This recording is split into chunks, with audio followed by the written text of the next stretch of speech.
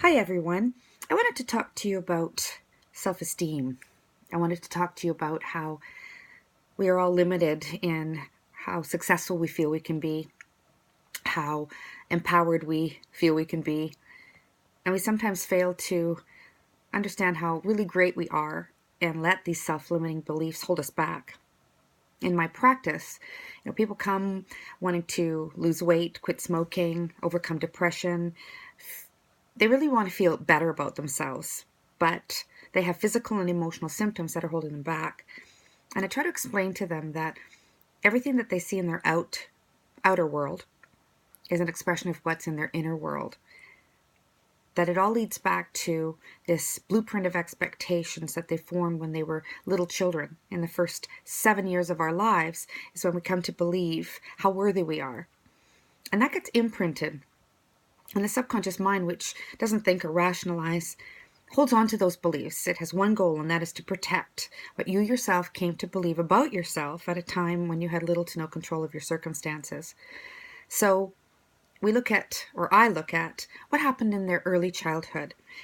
And I'm not looking necessarily for trauma, something that was really horrible, that they were locked in a closet for days or, beat consistently. And I will preface by saying that I have had clients where that is the truth, but the majority are people who have had perceptions that they formed in a single moment when their needs weren't met. When something happened, whether it was mom looked at them sideways or dad said something that made them feel small or helpless, the child in that moment, because they have no understanding, maturity, or experience, believe that parents must be right. They're the gods. They're the idols. We are programmed to bond with these people for our very survival. And so what gets in first sticks. In that moment, there is a thought, daddy's mad at me, or mummy's mad at me. And when mummy's mad, then it must be my fault. I did something that made her feel this way. And so there's something wrong with me.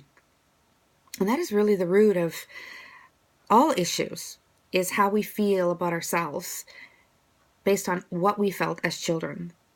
So I just wanted everybody to be aware that you might be battling some issues, whether it's an addiction, whether it's trying to stay in your fitness program, to drop those 10 pounds, to have the courage to stand up to a bullying boss or a colleague, to confront a relationship where you're not feeling fulfilled. All of these have a root in your childhood, and you can change that. You can't do it through willpower. That's coming from your logical, rational mind, which is really only 5% of the mind. This other part of your mind, your subconscious, being 95% of your mind, is the part that drives every thought, every feeling, forms every habit, and your response to the world.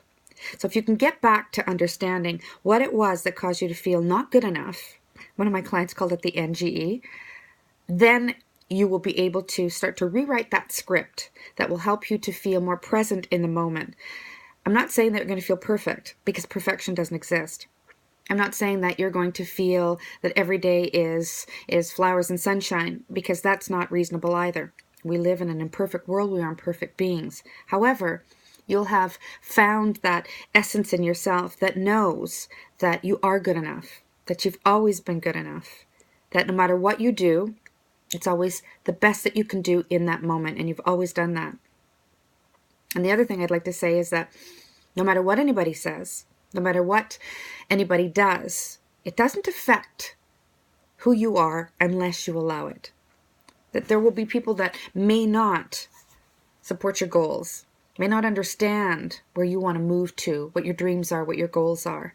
But the most important thing is that you believe in yourself, you believe in your goals, you believe that you can achieve what it is that you aspire to. Hypnotherapy is definitely one of the best ways I know of changing how you feel about yourself. It worked for me. I certainly am in a place where I don't believe I would be in if I hadn't gone into my past and started to heal my inner wounds. And there's no judgments. There's just a lot of forgiveness, mostly of myself. And that's what I help clients to reach, is forgiveness, not in condoning whatever happened to them, because it did, and they had a right to their hurt feelings. However, it's changing the perception that, in fact, they were never not good enough. They were never unimportant. They were never unloved. They were always wonderful little beings that had a right to anything that they could put their minds to. So if you are touched by this, or any of this makes any sense to you, or reaches inside and you go, I get this, then give me a call. Thank you.